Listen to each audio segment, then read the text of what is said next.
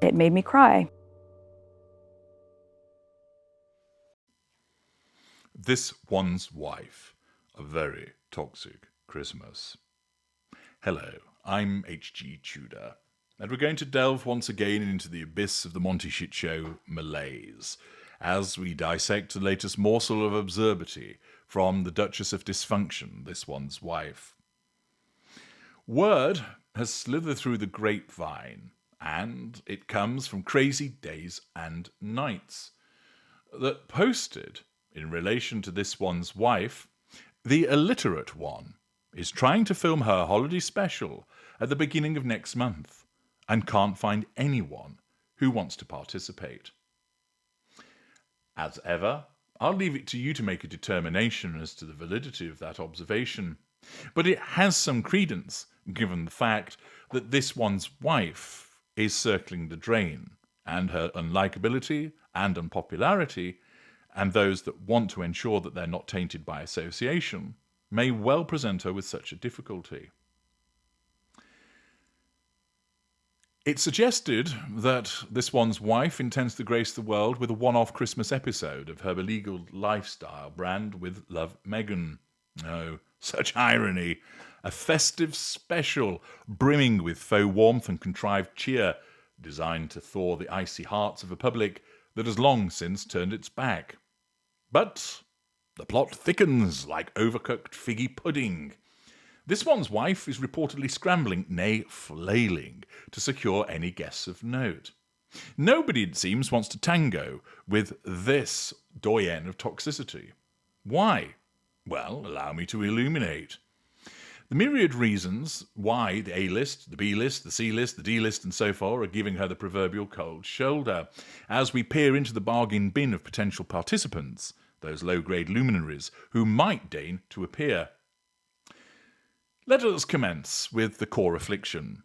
Naturally, it's This One's Wife's narcissism, that voracious beast which devours relationships in the way that a black hole swallows stars. Narcissists, as I've regularly explained, crave control amongst the prime aims. They orchestrate their world as a grand puppet show, where every participant is but a string to be yanked. This One's Wife, as a mid-range narcissist type A, with a facade of empathy, masking that core of entitlement, has alienated individuals through her insatiable demand for fuel. Guests? Pfft! She doesn't look upon them as collaborators, but simply appliances, expected to orbit her ego without daring to eclipse it. Why would any self-respecting celebrity risk such entanglement? Consider, for example, the cautionary tale of Oprah Winfrey, that titan of talk shows, who once lent her considerable platform to This One's Wife's bombshell interview in 2021. What began as a symbiotic spectacle, Oprah harvesting ratings, This One's Wife harvesting fuel through sympathy, has now curdled into radio silence. Oprah, wise to the ways of the world, has distanced herself, attending events without the Sussexes and offering nary a public endorsement since. Why? Because associating with This One's Wife post-interview invited scrutiny. The narrative shifted from victimhood to vendetta. And Oprah, ever the brand guardian, saw the writing on the wall. No one wants their legacy tainted by a guest spot that could devolve into a PR nightmare where This One's Wife's control freakery demands script approval, lighting vetoes, and perhaps even a clause mandating eternal fealty. Consider also the trail of broken bridges that This One's Wife leaves in her wake, a veritable graveyard of professional relationships. Staff turnover at Archwell is the stuff of legend, over a dozen key departures in recent years, each whispering tales of bullying and impossible demands. Josh Kettler, her chief of staff, lasted a mere 3 months before vanishing like a ghost at dawn. Mandana Dayani, president of Archwell, fled after 18 months, citing the intense environment. Even her podcast, Archetypes, imploded amid reports of her micromanaging producers to the point of exhaustion. Why would a guest, be they actor or influencer, volunteer for such a minefield? Imagine signing on for a jolly Christmas chat, only to find yourself edited into oblivion if your anecdote steals the spotlight. Take Serena Williams, once a bosom buddy who appeared on Archetypes. Their friendship, paraded as unbreakable, has fizzled. Serena's social media is devoid of recent shout-outs, and she's conspicuously absent from This One's Wife's ventures. The tennis star, with her own empire to protect, likely recoiled from the toxicity. After all, who wants to be the next casualty in this one's wife's revolving door of discarded allies? Celebrities, those fragile egos in designer armour, sniff out reputational risk like bloodhounds. A stint on With Love Meghan could brand one as complicit in her ongoing saga of grievance, turning holiday cheer into career hemlock. It's also the case that the spectre of failure looms large over this one's wife's endeavours, a miasma that repels success like oil repels water. Her Spotify deal evaporated after one lackluster season of Archetypes, with executives branding her and Harry grifters. The docuseries, whilst watched, was lambasted as self-indulgent navel-gazing. Now, With Love Meghan, a rebranded cooking show come lifestyle fluff, struggles to gain traction. Its episodes trickling out like reluctant confessions. Why on earth would you hitch your wagon to a star that's plummeting? Hollywood thrives on momentum. Guests seek platforms that elevate, not entomb. Ellen DeGeneres, once a vocal supporter who featured this one's wife on her show, has gone quiet post her own scandals. Associating with this one's wife now, it's akin to boarding the Titanic for a utile cruise. Even lesser lights, like James Corden, arsehole, who hosted Harry for a bus tour, have steered clear of this one's wife proper, perhaps sensing the differential in their toxicity quotients. The industry whispers, she's box office poison, and no one wants their IMDb sullied by a flop festive special. The royal ripple effect cannot be understated. This one's wife's war on the Windsors has created a schism, where aligning with her invites the wrath of the establishment. The British media, ever vigilant, would pounce on any guest as a traitor to the crown, while American elites, many with transatlantic ties, tread carefully. Gwyneth Paltrow, that goop goddess, was rumoured to have snubbed this one's wife's overtures, preferring ski trips with the royals. Why? Paltrow's brand is wellness and whimsy, not warfare. A Christmas cameo could fracture her carefully curated facade. Similarly, Beyoncé, who once apparently texted this one's wife post-interview, has maintained a diplomatic distance. Her Renaissance empire doesn't need the drama. This one's wife, of course, thrives on division, painting the world in black and white. Loyalists versus enemies. Guests fearing blacklisting from more powerful circles opt out. It's a classic narcissistic isolation tactic, which has backfired spectacularly on this one's wife. Furthermore, and perhaps most damning, is this one's wife's performative empathy, that thin veneer and facade cracking under scrutiny. She positions With Love Meghan as a beacon of kindness, yet her actions scream hypocrisy.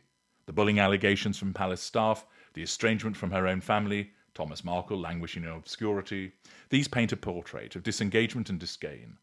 Potential guests, many in the philanthropy space, recoil from such dissonance. Priyanka Chopra, once a wedding guest and vocal defender, has cooled. Reports suggest a fallout over this one's wife's self-absorption. Why on earth would you appear on a show preaching love when the host embodies its antithesis? It's like attending a vegan banquet hosted by a butcher. Now, with the glittering gates of Hollywood barred, who then might slink into the Monty Shit Show manger? Low-grade guests, those desperate denizens of Z-list fame, hungry for any crumb of exposure. Think reality TV rejects, faded influencers, and opportunistic hangers-on. Perhaps a former Real Housewives star, like Erica Jane, clawing for relevance post-scandal, or an Instagram mommy blogger with 10,000 followers peddling essential oils. Possibly even a disgraced royal commentator eager to pivot from criticism to complicity. These are the souls with little to lose, their careers already in the discount aisle. They'd appear not out of admiration of this one's wife, but a chance to ride this one's wife's notoriety like a sleigh on thin ice. So, I put my mind to potentially 5 people that might just appear on the holiday special, given that she's struggling to get guests. First of all, the forgotten reality star as Hollywood harmony helper.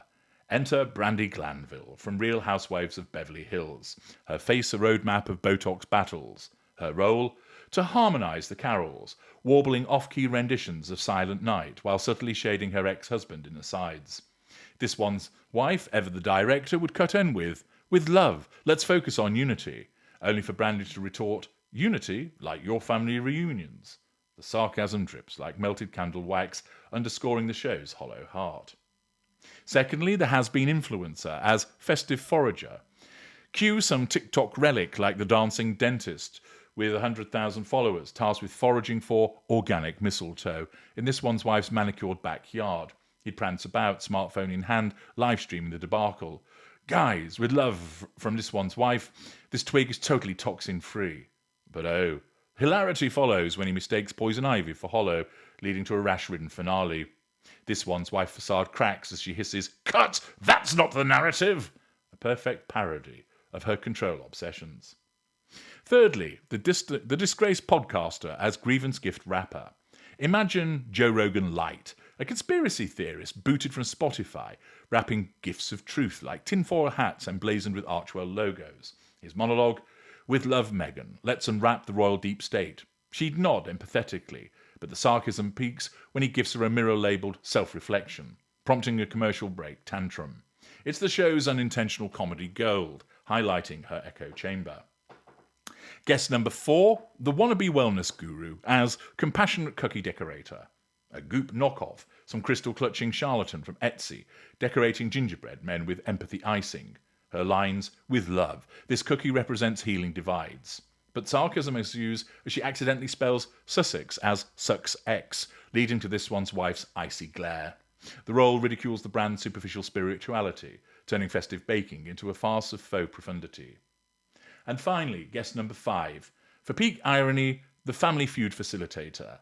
A lookalike actor playing Thomas Markle, facilitating a reconciliation round table with prop turkeys. He'd quip, "With love, daughter," past the peace pipe, only for this one's wife to steamroll with monologues. The humour, his exaggerated sobs over ignored cards, mirroring real rifts, reducing the special to a satirical soap opera. It's no surprise that this one's wife is struggling to find somebody to appear on her show. I've explained the reasons why.